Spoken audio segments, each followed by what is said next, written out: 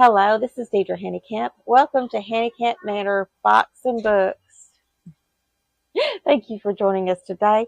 I'm going to try something I've not done before on a book that one of my ancestors, S.D. Osborne, wrote, Hike Jewel. I don't know if you can see this good or not. A friend of mine does cemetery cleaning. She uses this product D2, and she suggested that I water it down one part to one part, and I try to use it on this book to get rid of the mildew. We were flooded, and this book was already an old book, so there was some significant mildew to it. Now, I'm not suggesting that this is a good idea. I've never done it before, but it's definitely worth trying because we want to save this book. And the mildew is out of control at this point. So today I'm going to be giving the outside of it a clean. And I may cycle back to this and do the inside depending on how the outside turns out. She did tell me that this product will turn a funny color first and then it should go back to normal. So I'm using it carefully and sparingly. And we're just going to kind of experiment and see if this does in fact kill the mildew and help us preserve my ancestors' book. So right now I'm just gently... Let me know when you're moving because you've been talking and we've been on you. Oh, you've been doing while you're talking. Well, that's okay. Now you can do while you're talking. When you're done talking and doing your thing, hit the blue button. Okay. I'm just gently giving it some cleaning. Sorry about that. That's all right. There is a lot of this. As you can see, it's significantly mildewed and damaged. This is a very precious book to my family, though, and to me, it's worth taking a risk to save it. This is a hard book to come by. There was exactly one copy of it left available on, I believe, abebooks.com. It's very hard to find. And I'm very blessed to have this copy. It was given to me. How I got it, my cousin, Dr. Sketchfield, he had Mom come and pick it up. He gave me a gift for my high school graduation, a financial gift, and this book. He gave it to Mom to give to me as a graduation present because he knew I loved old books. And as you can see, I really do love old books. I wouldn't be doing this if I didn't love old books. To me, they're very precious. This tells the story, Hike Jewel. It's a story of a traveling salesman. And it was based on my cousin's experience as a traveling salesman. And maybe someday, if you would like to hear me read from this, drop a comment and let me know. And perhaps I can do a reading for you so you can experience it. But the setting for it is here in Floyd County, believe it or not. He was a traveling salesman in my local area where we currently reside. So it mentions places in here that I'm very familiar with, one of which is Prestonsburg, Kentucky, which is not far from us. So I'm just doing a very light application. I diluted a little bit more than what she said too, because again, I'm experimenting. I'm not even sure what all is on this book, so I didn't want to take a chance of maybe this chemical mixing with another chemical. I don't know what this book has seen during his life. From the state of the cover, it's seen things. But anyway, this is what we're doing. We're going to apply it. It can become discolored at times as the chemical works.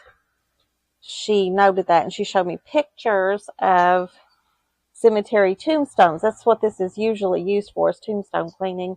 And it can go a really wild, rusty color But then it goes back to its normal clean state. So I'm hoping that we can see a little bit of improvement here. There is a lot of coal dust on this book. The home that we lived in had coal dust in it, and I think everything here in eastern Kentucky, at some point in its existence, gets touched by coal dust. Road grime around here often has coal dust in it, so you'll see there's brown, but there's also black. The black is not ink or anything like that. That's actual coal dust coming off this book. And that's very common for this area. I will say this is, oh, it's starting to take the color off. Okay, we're not going to do that. So if I see it starting to lift the actual color of the book, I'm going to stop at that point. Get me a fresh Q-tip and pick a different spot, because we don't want to rub the color off. We just want to get the mildew. No, that actually worked fairly well. It looks like there could have been some damage to the spine. This book was not flooded. It was just simply in the flood environment. When your home gets flooded, the stuff that's high and dry normally is fine, other than the fact that the humidity will hit it, and there is like a dust along with that humidity. And as you can, I don't know if you can see this well or not, inside here at the flap, we have significant staining and powdery mildew. And I probably should have a face mask on and all that stuff while doing this. I'm doing it outside. Personally, I don't mind taking a risk of inhaling spores outside because, well, this book was in my house. The truth is, if it has been in your house, I've probably already inhaled anything that's on this just from it being on my bookshelf. I probably should have used some safe book handling practices, but sometimes we don't think about that. We don't think about the risk of inhaling the mold and mildew. But again, this was on my personal bookshelf in this condition, so unfortunately, I've already been exposed to this. So, and that is a risk of having old books. And this one is very beloved. As you can see, it's starting to come apart. I'm going to probably close this video out for now. There's still a lot more. As you can see, there's more pages I could do. But at this point, I want to let this dry. And I've done enough that I feel confident that this will tell us if this is going to work or not. And if it does, it does. If it doesn't, at least we tried to save the book. So, and again, if you want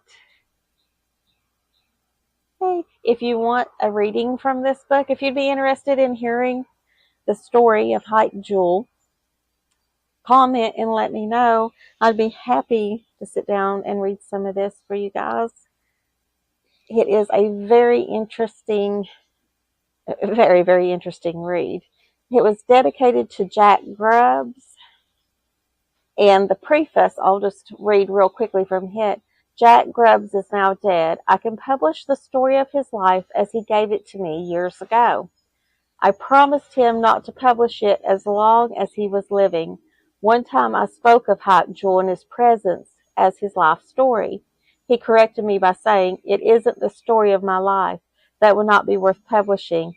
It is the story of the lives of people that I butted up against. Hike Jewel is Jack Grubbs' story. I have told it in the first person as nearly as possible, just as he gave it to me." S.D. Osborne, Martin, Kentucky, April 1st, 1943. So again, that's the preface from this book. If you're interested, drop a comment. If you like seeing this content, give us a thumbs up, a like, a follow. And thank you again for joining us here at Handicamp Manor. Hello and welcome to Handicamp Manor. Thank you for joining us today for another garden work day. We are going to be putting some purple thyme or thyme, depends on who you ask, into 4 containers to start from seed. And I'm going to be harvesting some hens and chicks and splitting into 2. I've got 2 friends wanting some starts. So these 2 will be hens and chicks, and I'll probably start with them first. So we've got it set up to start filling things. And I discovered our hens and chicks like plastic pots better than anything else. Not sure why. They seem to thrive the best in plastic. So that's what I'm going to be putting the starts in. I'm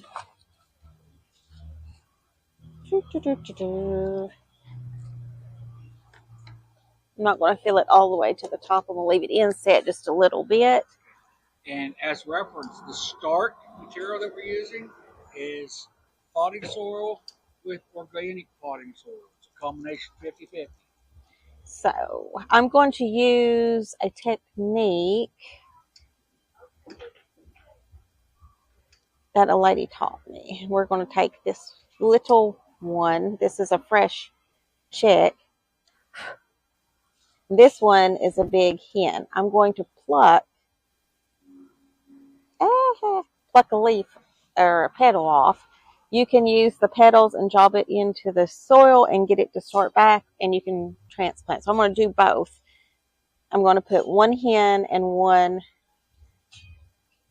petal start. I'm just kind of job it in there, and that's what I'm going to do for the other one as well, and just see which way works the best. See this one, because technically everywhere that a petal touches, a chick should come up. But these that are far away from the soil can't quite reach.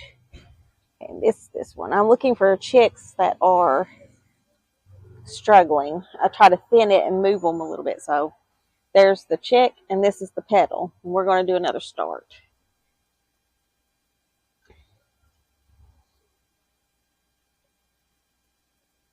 So we'll see which way works the best. Now, those are done. Now I've got a feel for my lavender. Or not lavender.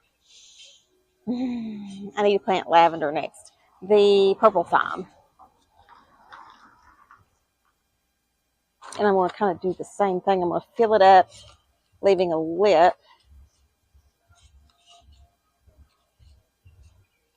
The difference is I'm going to go ahead and fill all of these first before I open my packet. Thyme or thyme, however you want to say it. The ground cover seeds are very small and they're easy to lose. So we're going to take our time and make sure we've got the... Pick your garbage up then. If you find some garbage over there, take it and throw it away. I want to make sure I get my soil in so I don't lose the seeds out the bottom because they're very, very little. Very tiny. So I'm going to line these up. This one is Kristen's. Kristen, and 2 for us. So, now, find my packet of seeds. And I'm going to show you, it says purple. And you see how tiny they are. These seeds are microscopic and difficult to open. So I'm going to make a little divot.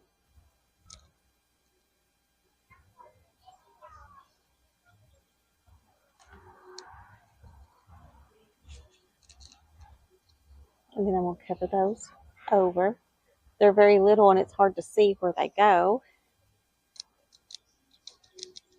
I'm trying to concentrate it towards the center. Just kind of tap them in. Tap it in. Woo, that's a lot.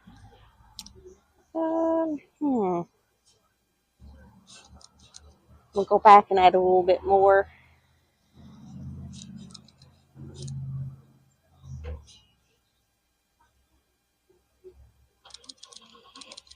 These are very hard to see. Oh, that might be a little bit too much. And we're just going to kind of spread them around. We're going to water it. I'm overseeding because I don't know that these will produce as much. And now we have some extras. And I want to go ahead and start these as well. So I don't know if I should just go ahead and finish these pots out or if I should do another bigger pot. Yeah. Let's do this pot here. I want to prop my seeds for a minute. Let's refill this. This is pretty. I'm not going to mark this one. I think this one will be just ours. We'll know it's ours.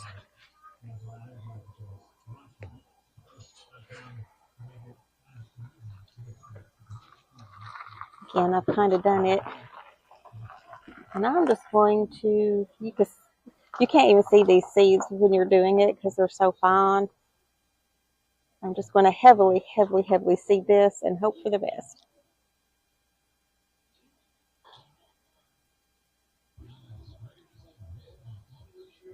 You don't want them real far down, but at the same time, the birdies really like these, and they'll come and they'll pick them out of the dirt, as little as they are.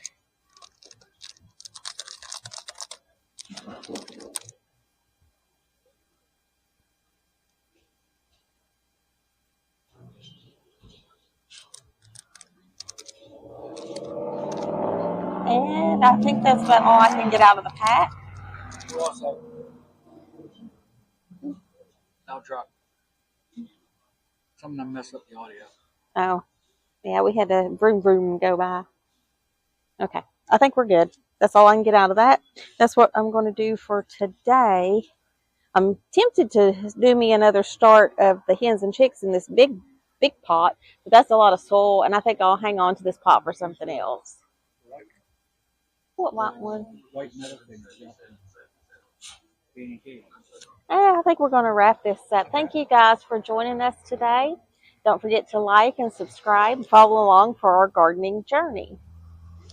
Bye, everybody. Them seeds. There is a lot of seeds still in that pack.